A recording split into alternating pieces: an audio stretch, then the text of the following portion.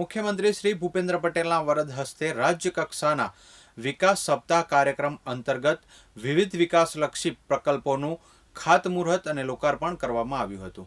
ગાંધીનગરમાં વિકાસ સપ્તાહ પૂર્ણાહુતિ કાર્યક્રમ યોજાયો હતો, જેમાં મુખ્યમંત્રી ભૂપેન્દ્ર પટેલના હસ્તે ₹2,885 કરોડના વિકાસ કાર્યોનું લોકાર્પણ તથા ખાતમુહૂર્ત કરાયું હતું.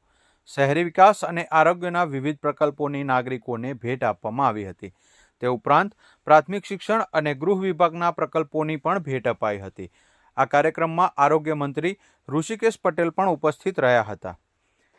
આદરણીય શ્રી નરેન્દ્રભાઈ મોદીના વિઝનથી શરૂ થયેલી જ્યોતિર્ગ્રામ યોજના ડોક્ટર કલામજીના હસ્તે રાષ્ટ્રને અર્પણ થઈ હતી અને આ યોજનાથી ગુજરાતના ગામડાઓમાં પણ અંધારા ઉલેચાય અને ઉજાસ પથરાયો. આદરણીય કલામજીએ ત્યારે કહ્યું હતું કે આ એવી યોજના છે જે ગ્રામીણ વિસ્તારોમાં સતત 3 ફેઝ વીજ પુરવઠો પૂરો પાડશે અને ગામડાઓના સર્વાંગી વિકાસનો પાયો બનશે. તેમના આ શબ્દો અને શ્રી નરેન્દ્રભાઈનું વિઝન બંને સાચા પડ્યા છે, તેના આપ સૌ સાક્ષી છો. આદરણીય શ્રી નરેન્દ્રભાઈ મોદીએ સર્વાંગી વિકાસ માટે શરૂ કરાવેલી જ્યોતિર્ગ્રામ, મુખ્યમંત્રી અમૃતમ યોજના, ઈ ગ્રામ વિશ્વગ્રામ, ખેલ મહાકુંભ, નિર્મળ ગુજરાત, સ્વાગત, સ્કિલ ડેવલપમેન્ટ મિશન, કૃષિ મહોત્સવ, સોઇલ હેલ્થ કાર્ડ જેવી ગુજરાતથી શરૂ થયેલી યોજનાઓ આજે એનો અમલ સમગ્ર દેશમાં થઈ રહ્યો છે. ગુજરાતના વર્લ્ડ ક્લાસ ડેવલપમેન્ટમાં તેમના માર્ગદર્શન, યોગદાન અને અથાગ પ્રયત્નો આપણને સૌને વિકાસની નવી પ્રેરણા વિકાસ સપ્તાહથી આપતા થયા છે. વિકાસ સપ્તાહનો આજનો સમાપન અવસર જૂન સુખાકારીને સાકાર કરતો અવસર છે. આજે એક સાથે શહેરી વિકાસ, આરોગ્ય, શિક્ષણ, સાયન્સ એન્ડ ટેકનોલોજી સહિત 12 વિભાગોના કુલ ₹2,885 કરોડના 488 વિકાસ કામોની આપણને ભેટ મળી છે. આદરણીય શ્રી નરેન્દ્રભાઈ મોદીના નેતૃત્વમાં સુશાસનની સિલ્વર જ્યુબિલી થવા જઈ રહી છે. આદરણીય શ્રી નરેન્દ્રભાઈએ આપેલા વિકસિત ભારતના નિર્માણમાં જ્ઞાન શક્તિ એટલે કે ગરીબ, યુવા, અન્નદાતા એટલે કે કિસાન અને નારી શક્તિના સશક્તિકરણને મજબૂત પિલર ગણાવ્યા છે. આજે ગુજરાત એટ 75 લોગો અને એજન્ડા ફોર 2035 બુકનું અનાવરણ થયું છે. આગામી એક દાયકા સુધીમાં સર્વાંગી વિકાસ અને લોકાભિમુખ વહીવટનો નવો આયામ આપણે સિદ્ધ કરવો છે. આ માટે એજન્ડા 2035 આપણને સમૃદ્ધ રાજ્ય, સમર્થ નાગરિકના નિર્માણ માટે સક્ષમ ફ્રેમવર્ક પૂરું પાડશે.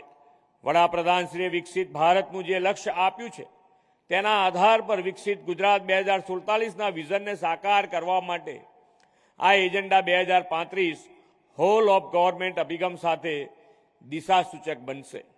આદરણીય શ્રી મોદી સાહેબના દિશા દર્શનમાં આપણે વિકસિત ભારત 2047 માટે વિકસિત ગુજરાતનું નિર્માણ કરવું છે.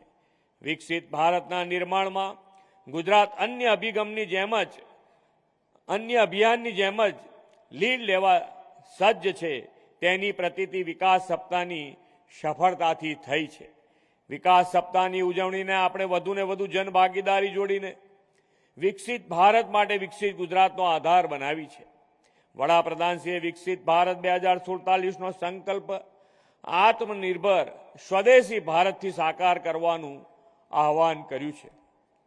આ પ્રસંગે મુખ્યમંત્રીએ કહ્યું હતું કે આજે ડોક્ટર કલામની જન્મ જયંતિ છે અને તે નિમિત્તે મારા તેમને વંદન છે અને આજે બધાને 1188 મકાનો મળવાના છે. આ દિવાળી પહેલાંની દિવાળી છે. તેમણે કહ્યું હતું કે 7 થી 15 ઓક્ટોબર સુધી રાજ્યમાં વિકાસ સપ્તાહની ઉજવણી કરાઈ છે અને આજે 10 કોચિંગ સેન્ટર પણ રાજ્યને મળવાના છે.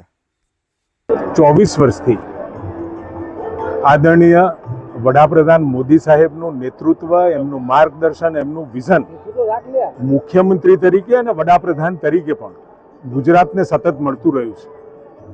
ગયા વર્ષથી આપણે આ પરંપરા ચાલુ કરી છે. એમનો જન્મદિવસ 7 ઓક્ટોબરથી આ 15મી તારીખ સુધી 15 ઓક્ટોબર સુધી આખા રાજ્યની અંદર વિકાસના કામો સાથે લોકોને સહભાગી બનાવી એની સાથે જોડી અને વિકાસના જે લાભો એમને મળવા પાત્ર હોય ત્યાં સુધી પહોંચાડવા માટેનું એક અભિયાન અને એના પછી તરત જ 15 ઓક્ટોબર પછી રાજ્ય સરકાર સજ્જ થાય, ફરીથી એક વખત વિકાસના વેગને પ્રવેગમાં પલટે એ રીતે કામ કરવાની તૈયારી આપણે શરૂ કરતા હોઈએ છીએ. વડાપ્રધાન મોદી સાહેબના મુખ્યમંત્રી તરીકેના 13 વર્ષ અને 11 વર્ષ ભારતના પ્રધાનમંત્રી તરીકે આપણને મળ્યા છે એટલે સતત વિકાસ અને ગુજરાતીઓનું સ્થાન ભારત અને દુનિયામાં પણ વિશેષ થયું છે. ભારતીયો અને ગુજરાતીઓ દુનિયાની અંદર ક્યાંય પણ જાય તો પોતાની અલગ પહેચાન પ્રસ્થાપિત કરી શકે એ પ્રકારના સક્ષમ ભારતની અંદર સક્ષમ ગુજરાત અને વિકસિત ગુજરાત એટ ધ રેટ 47 સુધીના રોડ મેપની અંદર ગુજરાત દોડતું થાય, હરણફાળ ભરતું થાય અને આ વિકાસને વેગથી પ્રવેગમાં પલટે એ પ્રકારનું આ આજનું આયોજન છે. અને આવતા સમયની અંદર હજુ પણ રાજ્યની અંદર એક પણ કોર્નર 360 ડિગ્રીએ વિકાસ એટલે સર્વ સમાવેશી આખો વિકાસ થાય અને એક પણ વ્યક્તિ ગુજરાતનો છૂટી ના જાય એની ચિંતા કરી અને એનું મોડેલ અને એ પ્રકારે એ દિશામાં રાજ્ય સરકાર ચાલી રહી છે.